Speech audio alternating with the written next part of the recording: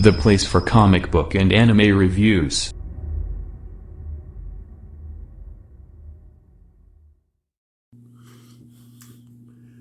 Hey there, you guys! Welcome to Rabbit Capital 12 YouTube channel, playing my comic book and anime reviews. Today's my review for Champions, issue number 6. So this is the beginning of a new arc for Champions. As you can see here, we got like a cool looking cover for the Champions issue right here, right now. Looks pretty interesting. The writer is Danny Lore, and the artist is Luciano Vecchio, who, if you might remember, also drew for Ironheart. Now, I got some questions of the art here, because there are images like this that look pretty okay. I still don't like how soft everything is. That was one of my criticism of the preview that we got for this Champions issue, was that everything felt really soft and light, and I didn't really like that. And there are other moments in this book with the artwork. Because I really want to land this artwork because it was one of the things that I kept looking at and I kept like questioning it. Like I didn't even realize it was Luciano Vecchio until after I got done. But it always had this weird feel to me throughout it, and it was just it did not feel like the Ironheart book did, which Ironheart book had great artwork by Luciano Vecchio. But I feel that at certain points the facial structures in this book and like this scene right here, like this is just like look at Kamala right here. Like this is like a really humongous anime-esque moment.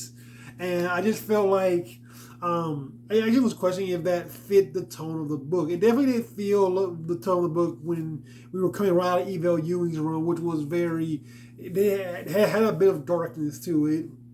And with that run, like the art really worked for that. It really added to that feeling. I can kind of understand why they went with this kind of lighter tone for this book, looking at the story being about like the internet and teenage heroes and things like that. But there is still a lot of like darker things going on throughout this book, and I still kind of wish they went a different route with the artwork because yeah, that was one of the things that just it kept bothering me throughout reading this, and it was very noticeable while reading it. Plot wise, this book also kind of starts off kind of choppy with some of the dialogue throughout this, like the whole like fizzle joke at the very beginning of the book. That was a bit weird. Some of the champion interactions at the beginning of the book were also a bit weird. It definitely took me out. But I will say, I think that was intentional because all of these champions are working for Roxxon, and we don't really know why they're working for Roxxon in the beginning. They just are, and there's all these conspiracies going on throughout it.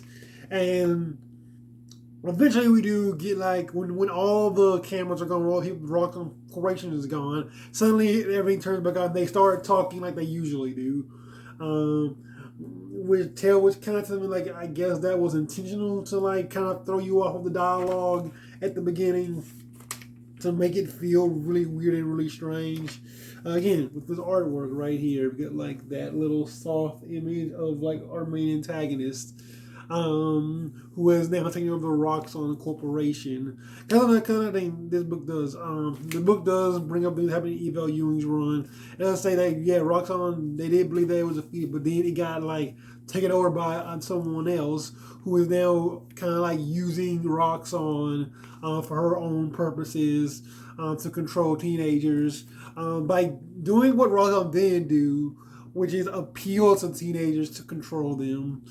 Use the internet, use social media, use those things to kind of help quell the organization, calm them down as teenagers. And that was something I kind of really thought they really did well in this book.